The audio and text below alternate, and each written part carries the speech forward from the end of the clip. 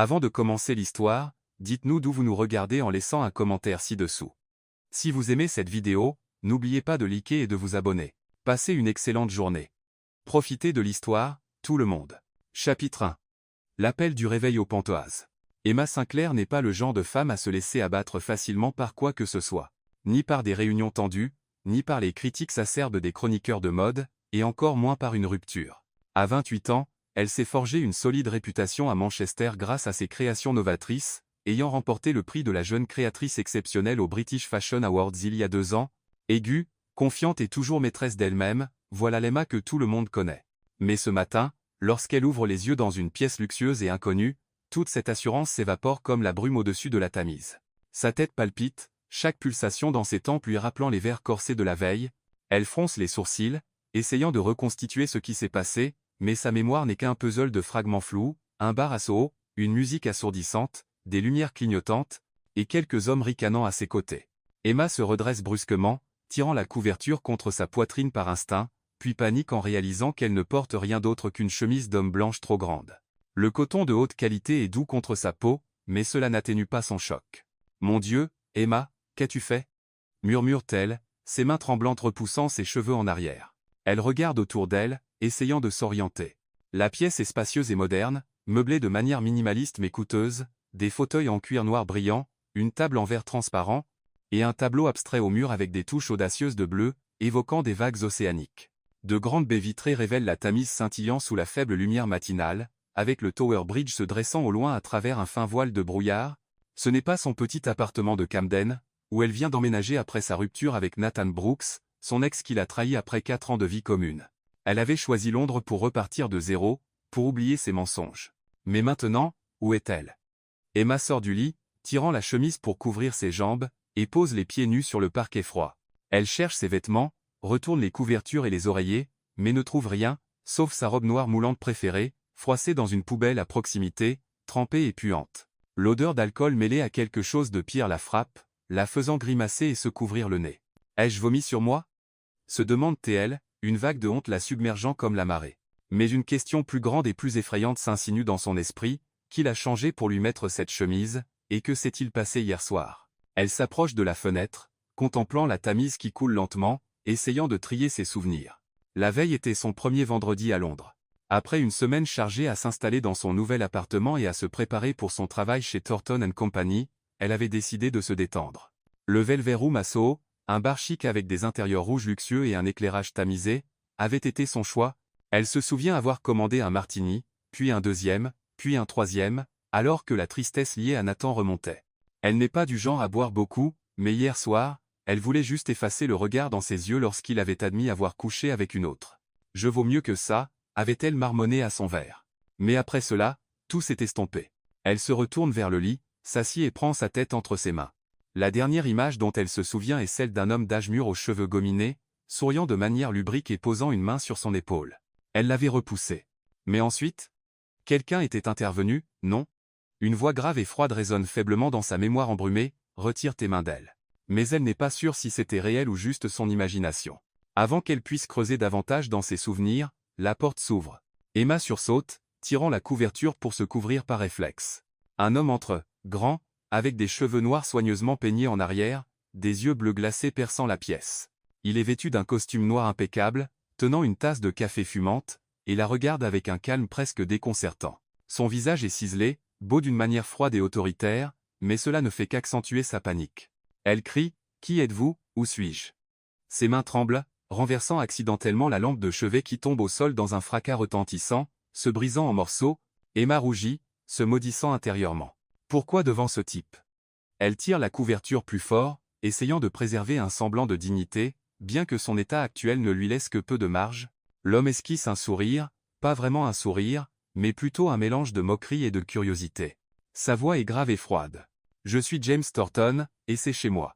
Vous êtes lourde, vous savez. » Il s'avance, posant la tasse de café sur la table en verre, ses yeux bleus la scrutant comme si elle était un objet en vitrine.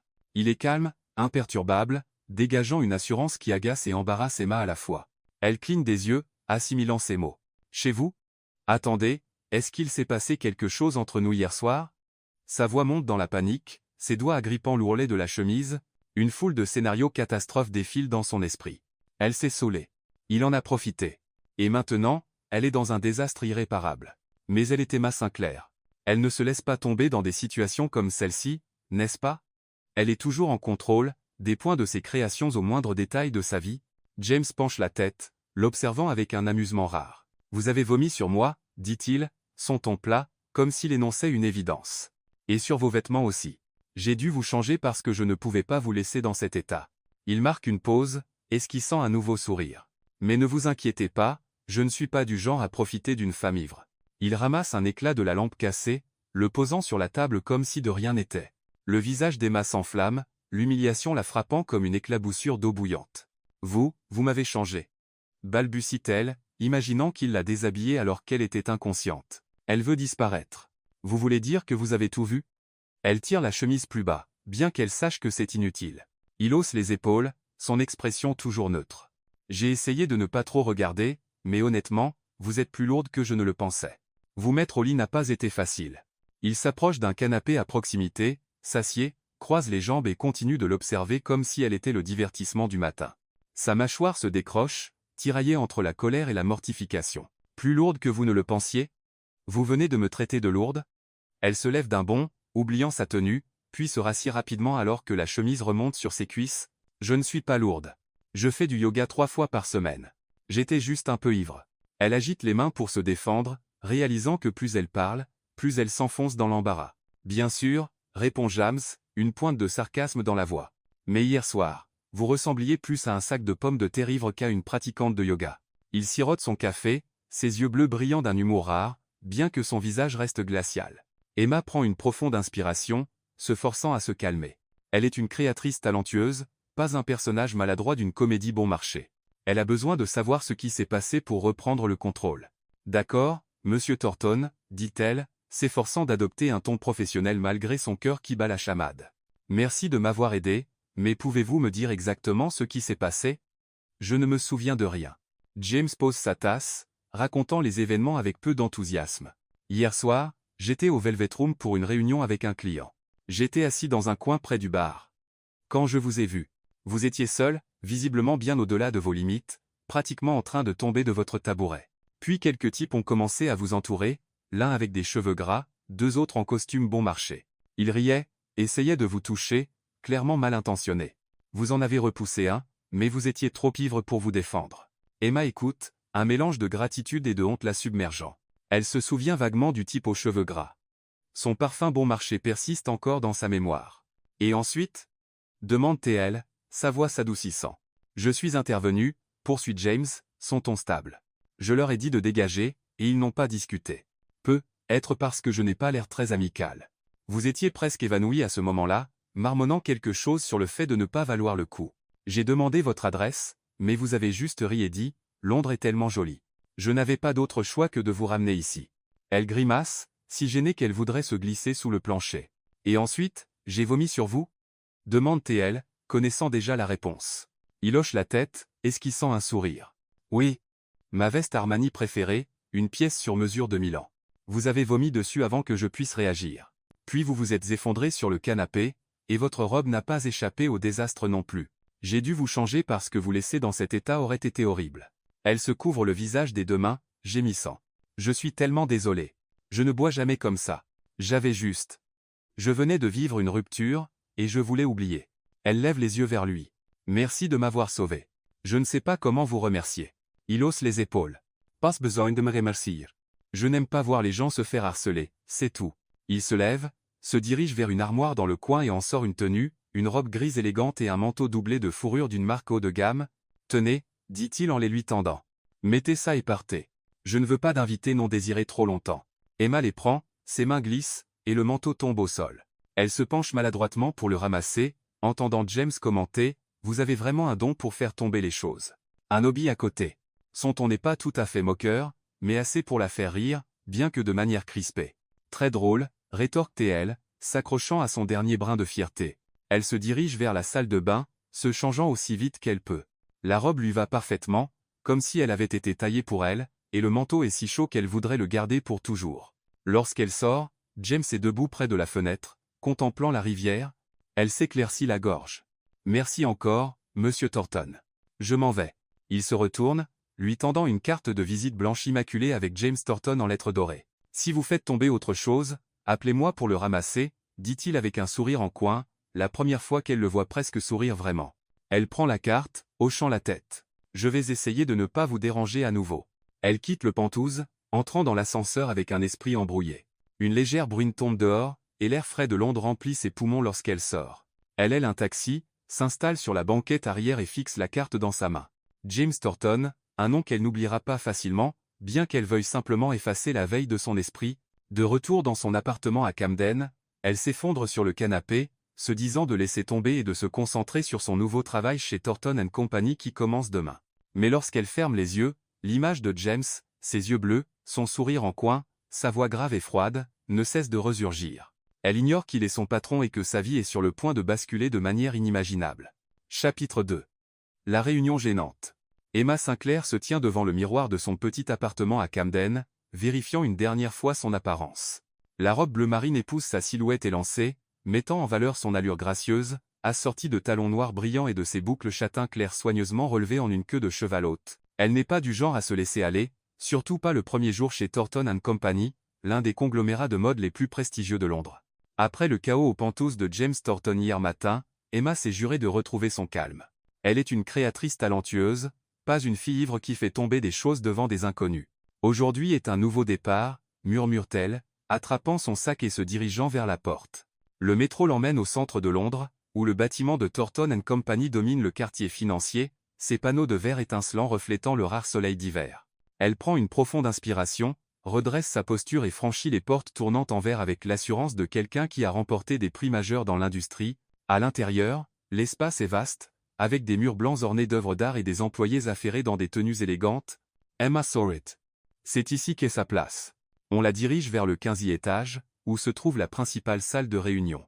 Aujourd'hui, c'est la présentation de la nouvelle équipe de design, et Emma s'est préparée minutieusement pour son intervention.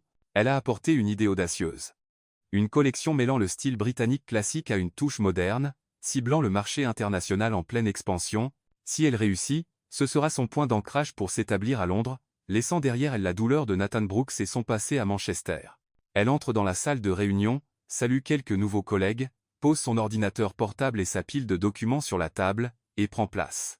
L'atmosphère est tendue mais électrique. Thornton & Company est en lice pour un contrat majeur avec une marque de luxe parisienne, et tous les regards sont tournés vers l'équipe de design. Emma révise ses diapositives, se rappelant de rester calme et de donner le meilleur d'elle-même. Puis la porte de la salle de réunion s'ouvre. Un homme entre, grand, les cheveux noirs coiffés en arrière, ses yeux bleus perçants balayant la pièce.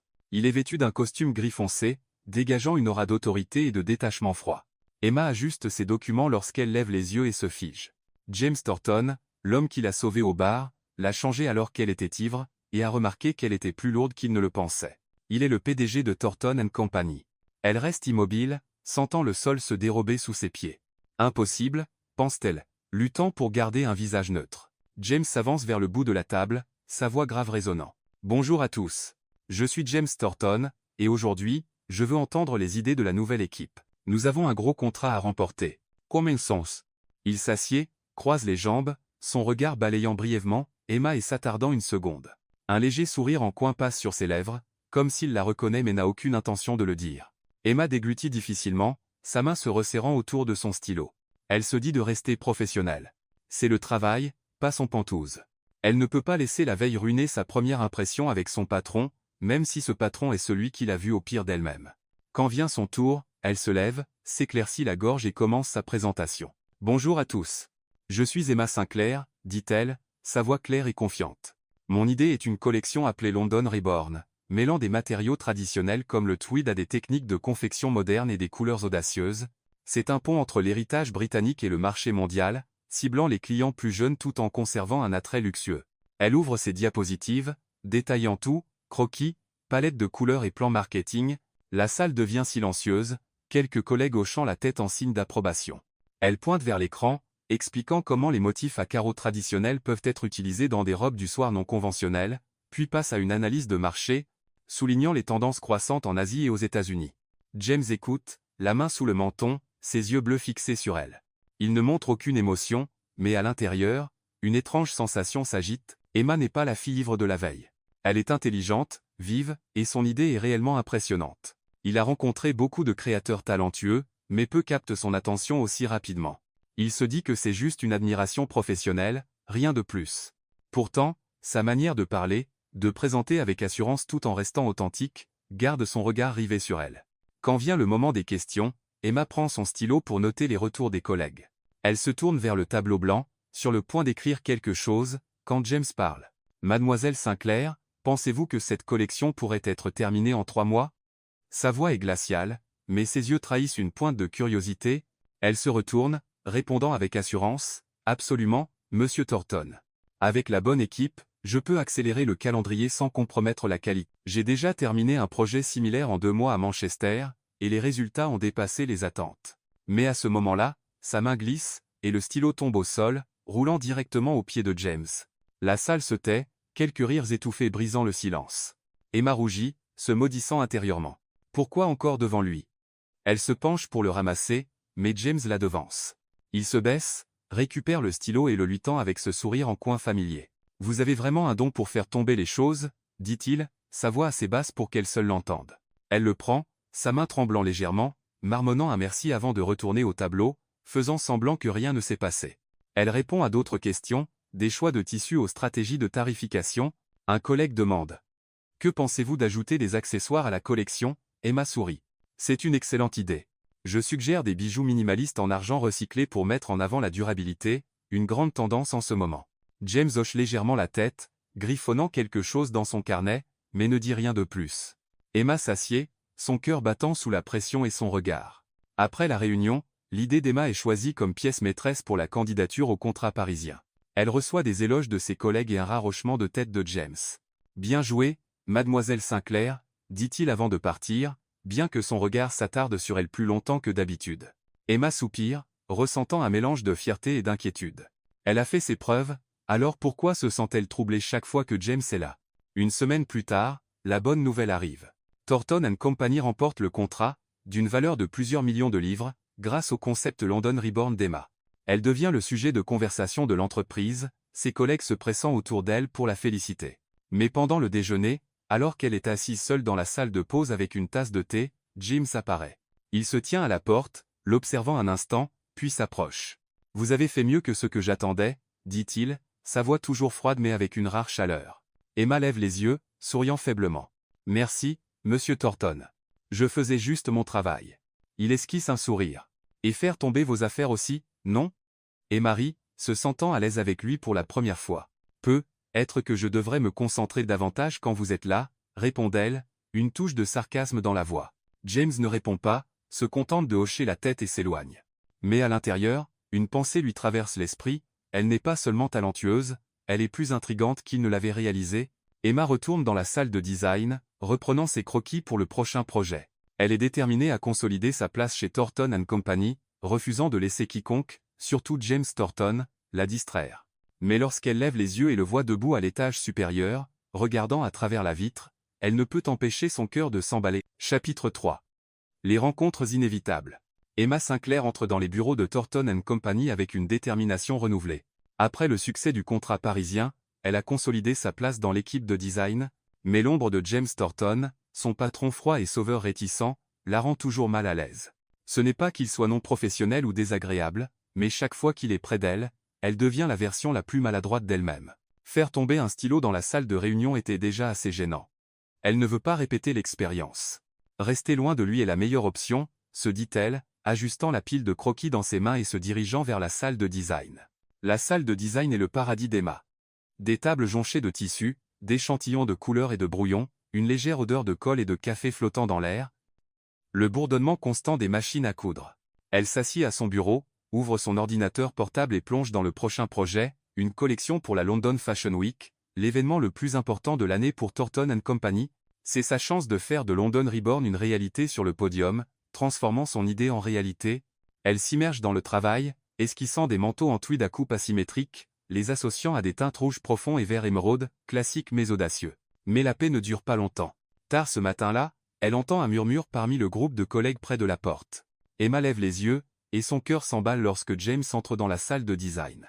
Il porte une chemise blanche aux manches retroussées, sans veste, paraissant plus détendu que d'habitude, mais dégageant toujours cette autorité froide.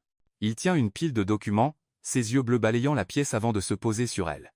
Emma baisse rapidement la tête, faisant semblant de se concentrer sur son croquis, priant silencieusement pour qu'il ne s'approche pas. Malheureusement pour elle, James a d'autres plans. Il se dirige directement vers son bureau, sa voix grave coupant l'air. « Mademoiselle Sinclair, j'ai besoin de votre avis sur quelque chose. » Emma lève les yeux, essayant de garder son visage calme. « Oui, monsieur Thornton.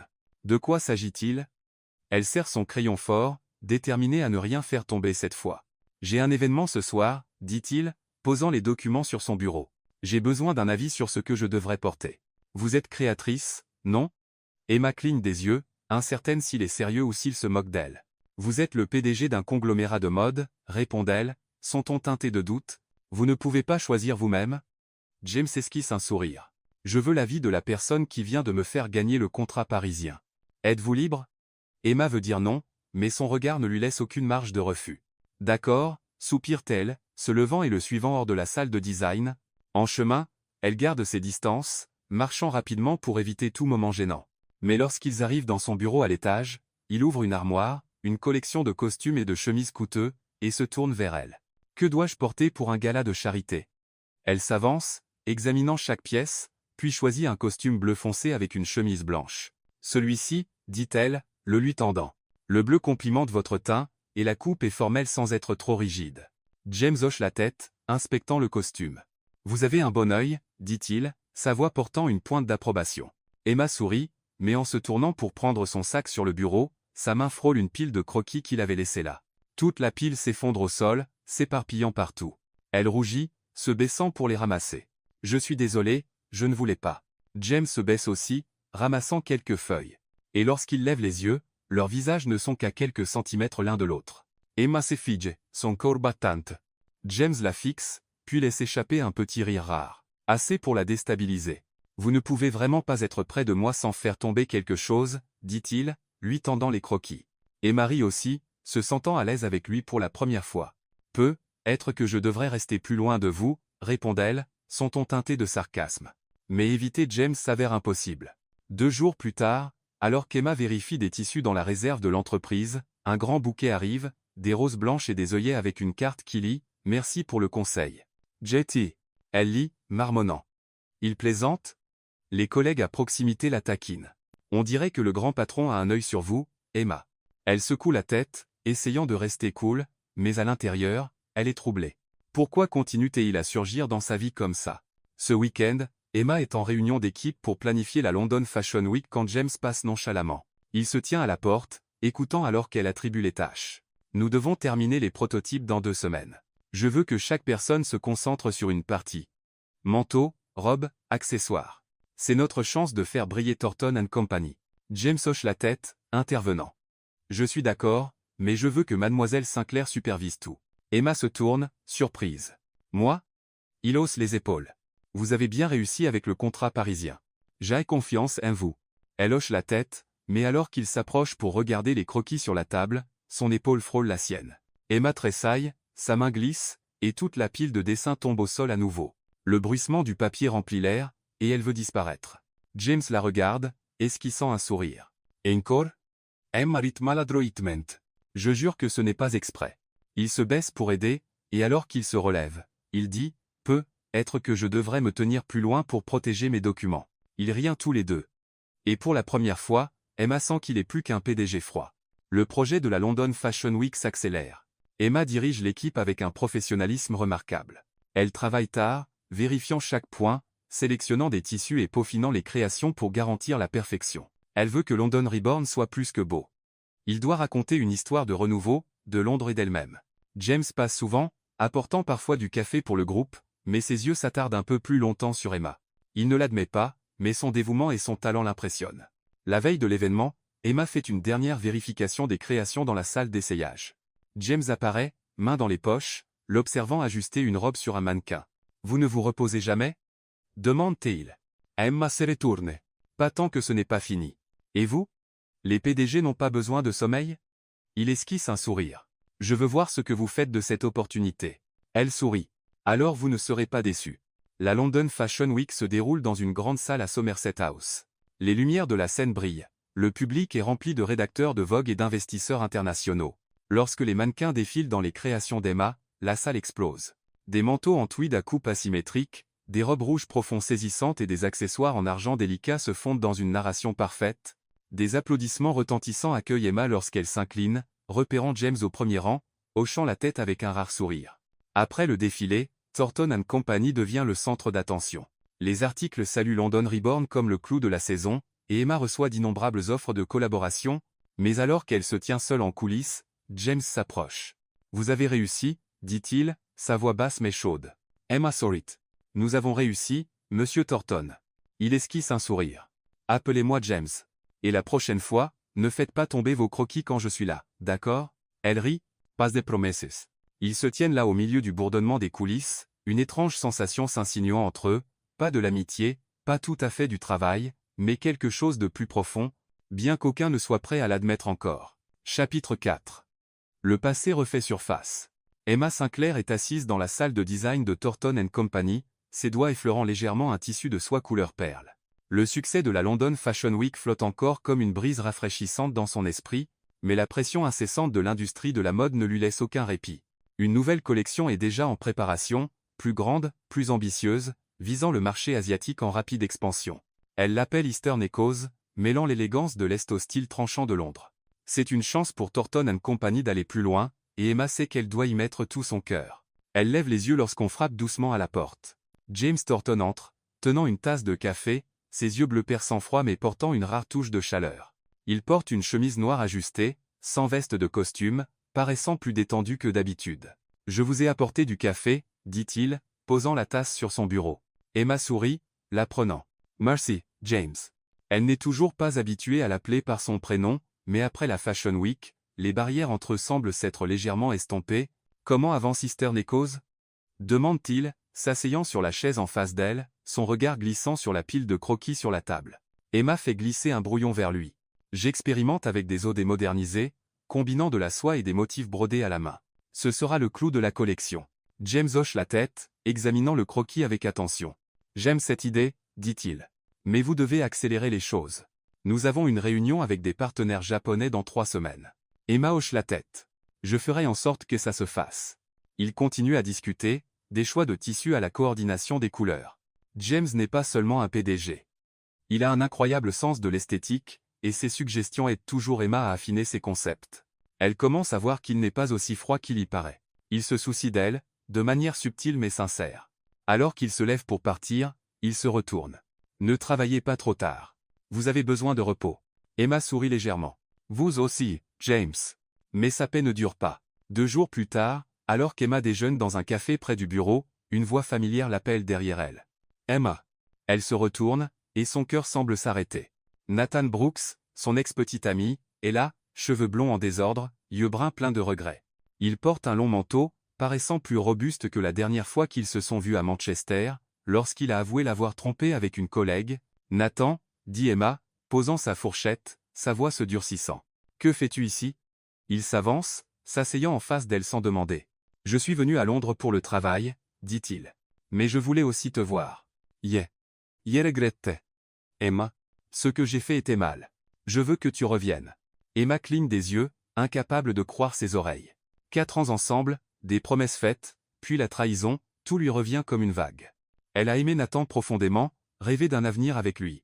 Mais maintenant, alors qu'il est assis devant elle, elle ne ressent qu'un étrange vide. « Tu es sérieux ?» demande-t-elle, son ton teinté de sarcasme. « Après tout, tu penses que je reviendrai juste parce que tu dis que tu es désolé ?» Nathan attrape sa main sur la table, ses yeux suppliants. « Je sais que je ne le mérite pas, mais tu es la meilleure chose qui me soit arrivée, et j'ai été idiot de te perdre. Donne-moi une chance, s'il te plaît. » Emma retire sa main, se levant. « J'ai besoin de temps pour réfléchir. » Elle quitte le café, l'esprit en désordre, incertaine de ce qu'elle ressent, colère, chagrin, ou juste confusion. De retour au bureau, Emma essaie de se concentrer sur le travail, mais le visage de Nathan ne cesse de resurgir. Elle se demande si elle a encore des sentiments pour lui ou si c'est juste un attachement résiduel du passé.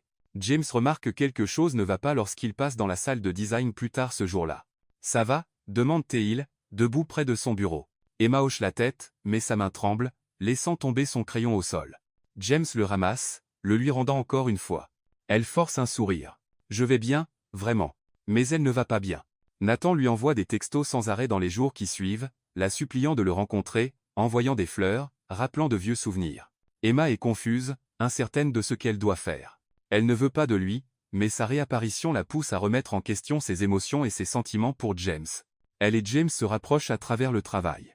Il reste tard avec elle souvent, vérifiant des échantillons de tissus, discutant d'idées, parfois apportant des collations de fin de soirée.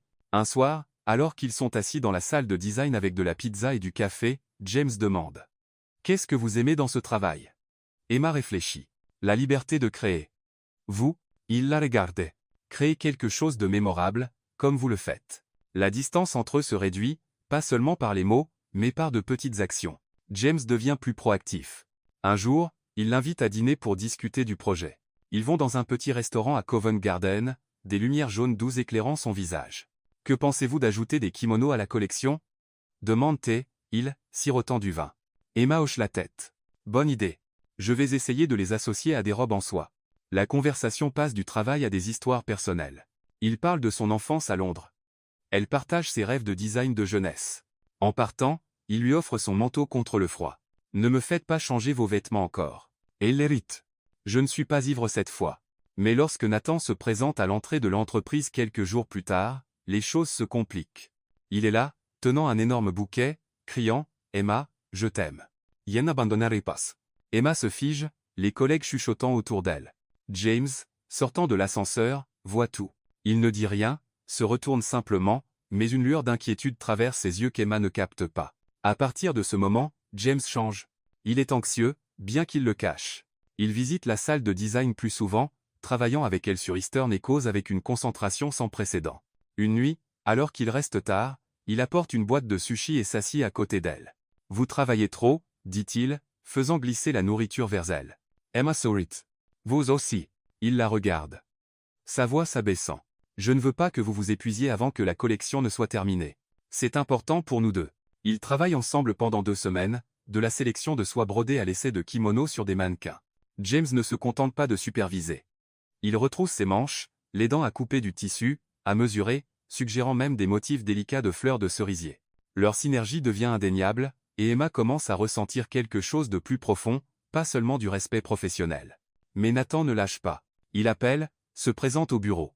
Une fois, attendant à la porte où James le voit par hasard la veille du lancement de Eastern Echoes dans une grande salle à Mayfair, Emma et James font une dernière vérification. La collection est impeccable.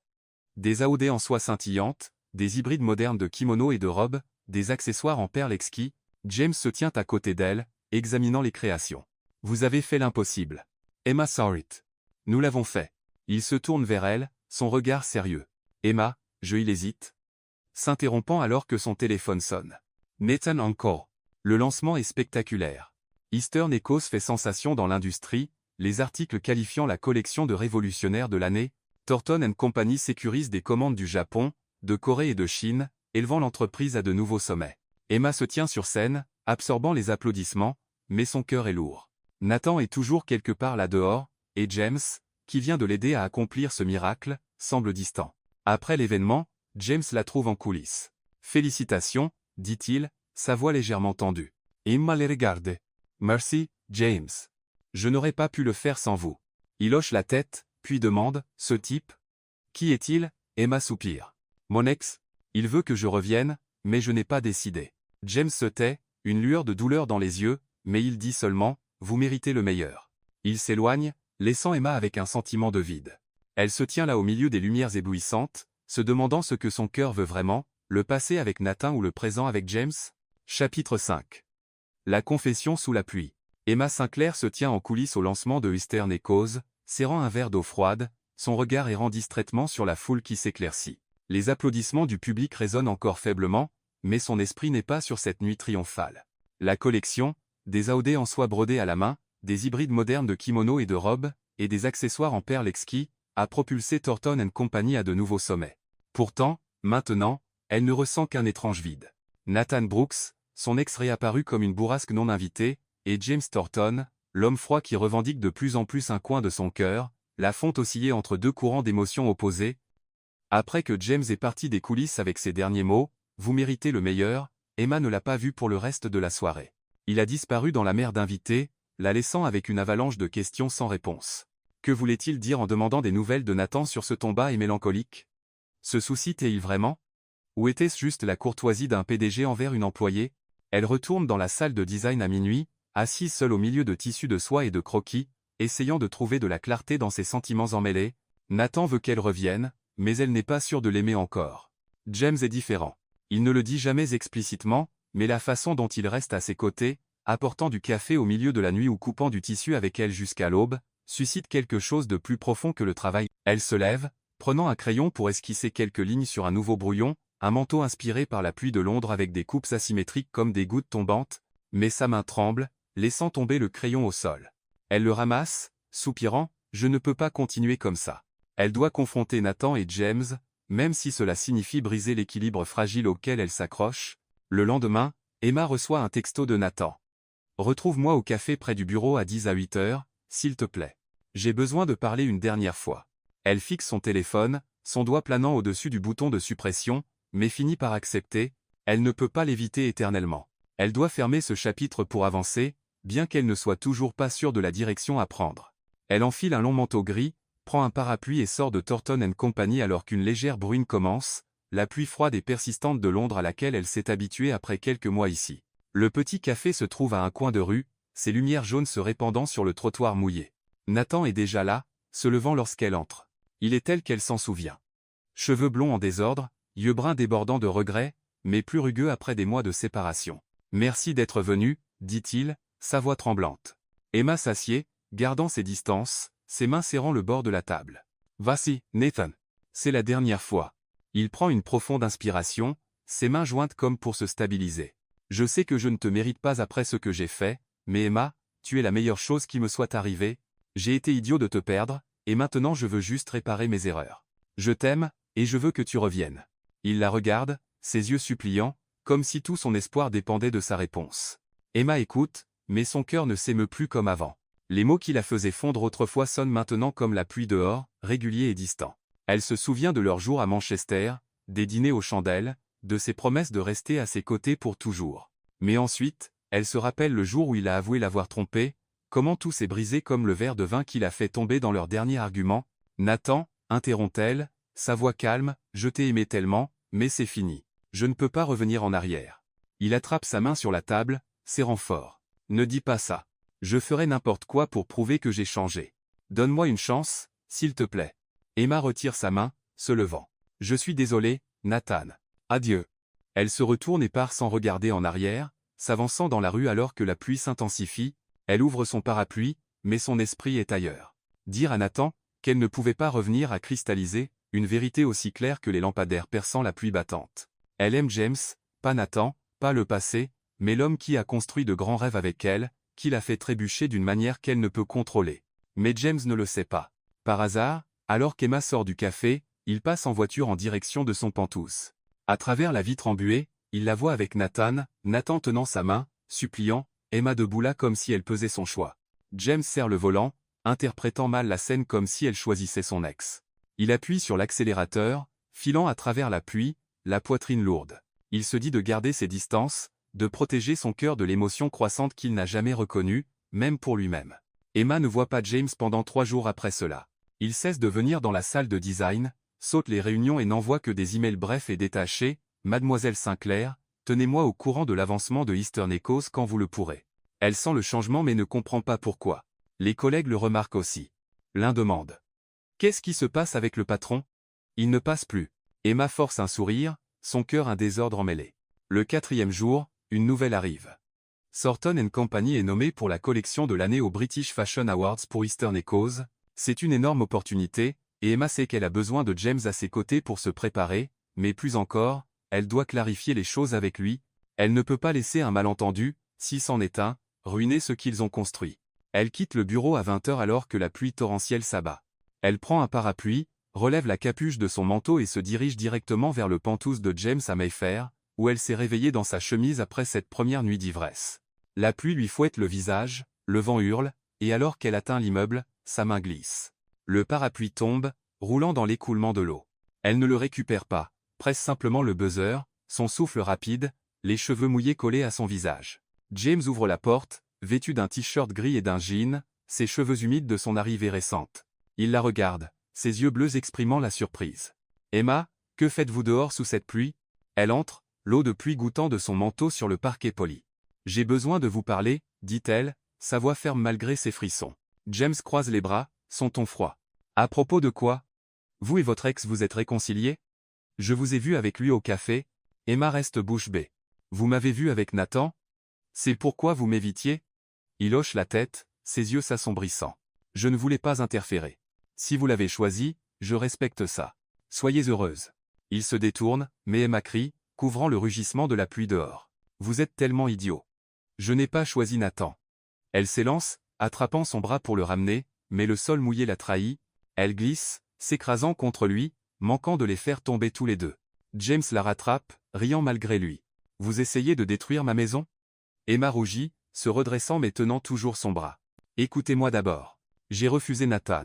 Je l'ai rencontré pour fermer cette porte, pas pour la rouvrir. » James fronce les sourcils. « Alors pourquoi tenait-il votre main ? » « Je l'ai vu. » Elle secoue la tête, l'eau volant partout. « Parce qu'il ne voulait pas lâcher. Mais je ne l'aime plus. Il reste immobile, sa respiration lourde. » Emma insiste, sa voix tremblante. « Je ne sais pas quand ça a commencé, mais vous comptez plus pour moi que n'importe qui. Je suis venu ici, j'ai fait tomber mon parapluie, pour vous dire que vous n'avez pas le droit de mal comprendre et de m'éviter comme ça. » Elle serre sa main plus fort, ses yeux inébranlables malgré ses cheveux mouillés collés comiquement à son visage. James la fixe, puis rit, un rire franc et facile, le premier qu'elle ait jamais entendu de lui. « Vous ressemblez à un chat trempé et vous agissez toujours aussi férocement, » dit-il, l'attirant dans ses bras. « Je pensais que je vous avais perdu. Vous voir avec lui, je ne pouvais pas le supporter. » Emma se blottit contre sa poitrine, riant à travers les larmes et la pluie. « Alors pourquoi ne m'avez-vous pas demandé, idiot ?» Il esquisse un sourire. « Parce que j'avais peur que vous disiez, oui, je l'ai choisi. Je ne suis pas doué pour ces choses-là. » Il se penche, embrasse son front, puis presse doucement ses lèvres contre les siennes, un baiser doux mais intense. Comme s'ils attendaient tous les deux ce moment pour toujours. Emma répond à son baiser, ses bras s'enroulant autour de son cou, sentant sa chaleur contre la pluie froide. Lorsqu'ils se séparent, James la regarde. « Vous êtes trempé. Besoin de ma chemise encore ?» Emma rit fort. « Juste cette fois, mais ne me traitez pas de lourde. » Il la conduit à l'intérieur, lui tendant une chemise blanche sèche, et il s'assoit près de la cheminée, plaisantant comme si le malentendu n'avait jamais eu lieu.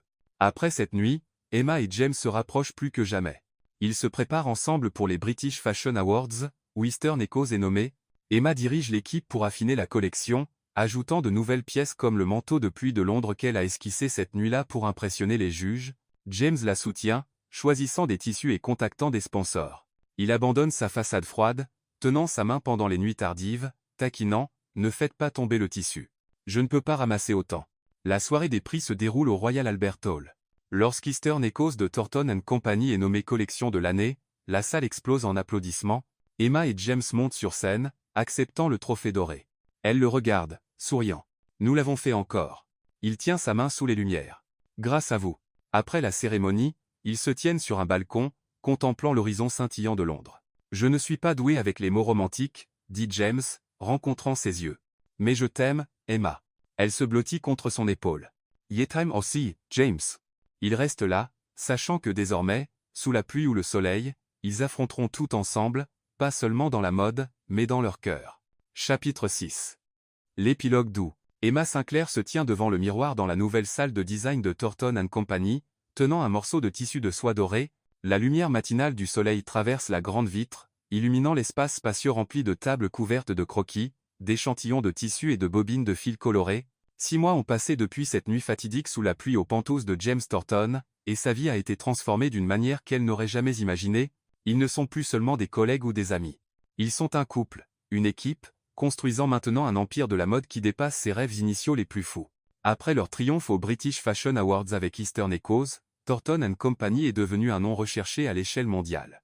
Les commandes affluent d'Asie, d'Europe et des États-Unis comme un déluge, et Emma et James travaillent sans relâche pour répondre aux attentes.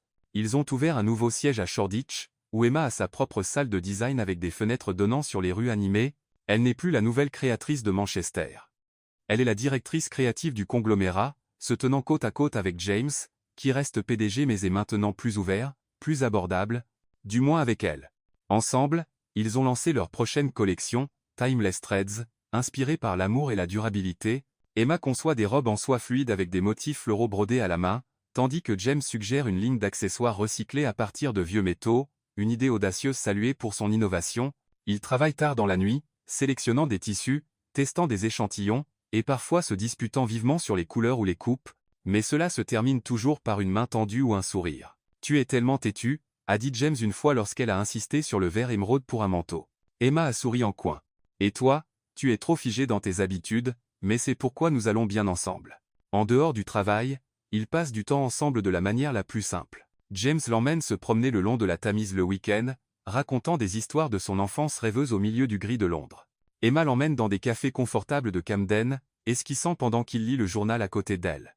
Une fois, il a même essayé de coudre pour aider à réparer un échantillon de robe, ruinant complètement le tissu, faisant rire Emma jusqu'à ce que des larmes coulent sur son visage. « Je suis PDG, pas tailleur », a-t-il protesté, mais ses yeux pétillaient en voyant sa joie.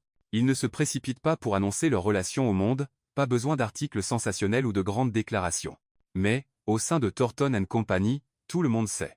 Les collègues taquinent Emma chaque fois que James passe dans la salle de design avec du café ou un petit bouquet, et elle rit juste. Il fait juste une bonne action. Mais son cœur sait que c'est plus. C'est de l'amour, quelque chose qu'elle pensait ne plus jamais trouver après Nathan. Un dimanche matin, Emma se réveille dans le penthouse de James à Mayfair. La lumière du soleil glisse à travers les rideaux, réchauffant son visage alors qu'elle ouvre les yeux. Elle est allongée dans le grand lit, la couverture glissant de son épaule, et réalise qu'elle ne porte qu'une chemise blanche oversized, celle de James, comme cette première nuit d'ivresse où elle est arrivée ici, mais cette fois, c'est différent. Pas de panique, pas de honte, juste une sensation chaude et complète qui se répand en elle. Elle s'assied, tirant la chemise pour couvrir ses jambes, et jette un œil autour de la pièce.